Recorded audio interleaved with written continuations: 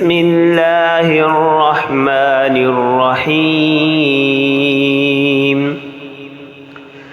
ألف لام را تلك آيات الكتاب المبين إنا أنزلناه قرآنا عربيا لعلكم تعقلون نحن نقص عليك أحسن القصص بما أوحينا إليك هذا القرآن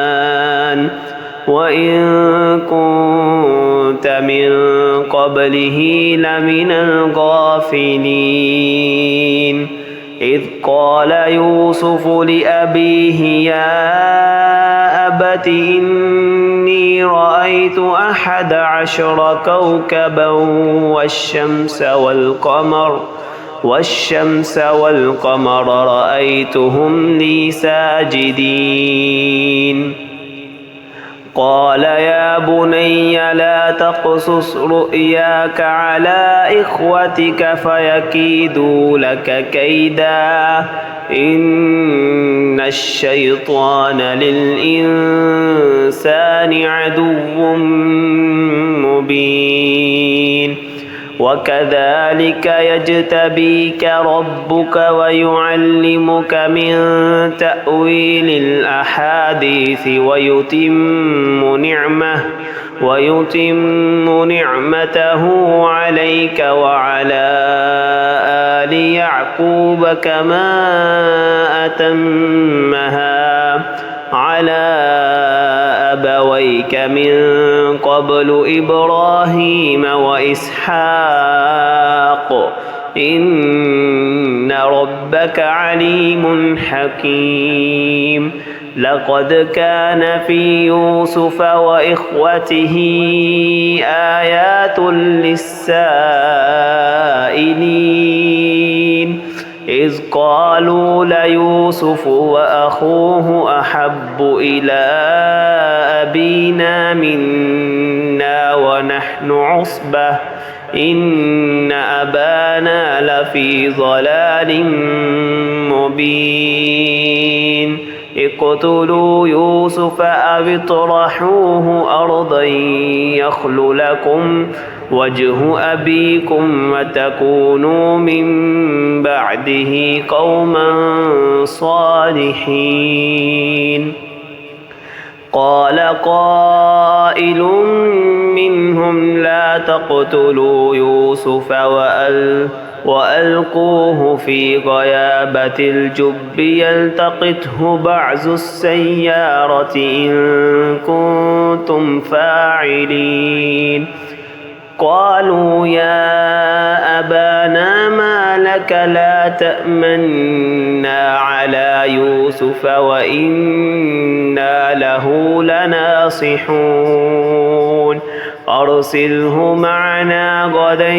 يرتع ويلعب وإنا له لحافظون قال إني لا يحزنني أن تذهبوا به وأخاف أن يأكله الذئب وأنتم عنه غافلون قالوا لئن أكله الذئب ونحن عصبة إنا إذا لخاسرون فلما ذهبوا به وأجمعوا أن يجعلوه في غيابة الجب وأوحينا إليه لتنبئنهم بأمرهم هذا وهم لا يشعرون وجاءوا أباهم عشاء يبكون قالوا يا أبانا إنا ذهبنا ذهبنا نستبق وتركنا يوسف عند متاعنا فأكله الذئب وما أنت بمؤمن لنا ولو كنا صادقين وجاءوا على قميصه بدم كذب قال بل سولت لكم أنفسكم أمرا فصبر جميل والله المستعان على ما تصفون وجاءت سيارة فأرسلوا واردهم فأدلى دلوه قال يا بشرى هذا غلام وأسره بضاعة والله عليم بما يعملون وشروه بثمن بخس دراهم معدودة وكانوا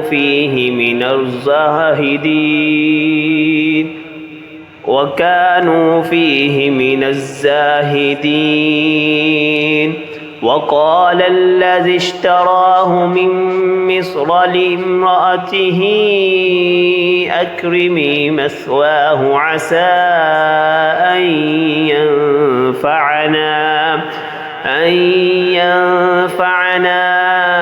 أو نتخذه ولدا وكذلك مكنا ليوسف في الأرض ولنعلمه من تأويل الأحاديث والله غالب على أمره ولكن أكثر الناس لا يعلمون ولما بلغ أشده آتيناه حكما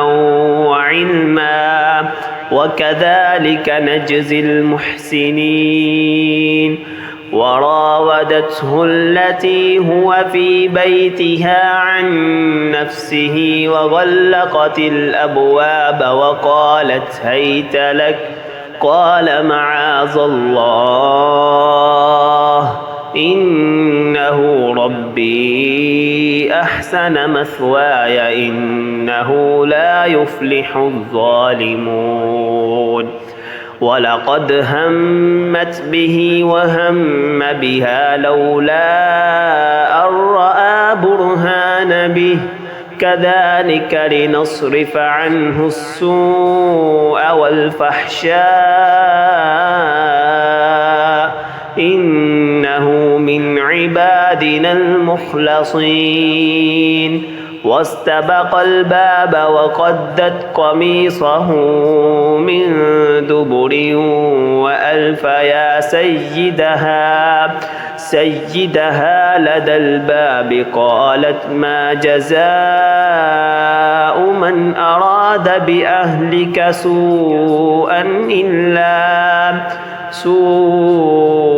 إلا أن يسجن أو عذاب أليم قال هي راودتني عن نفسي وشهد شاهد من أهلها إن كان قميصه قد من قبل فصدقت وهو من الكاذبين وإن كان قميصه قد من دبر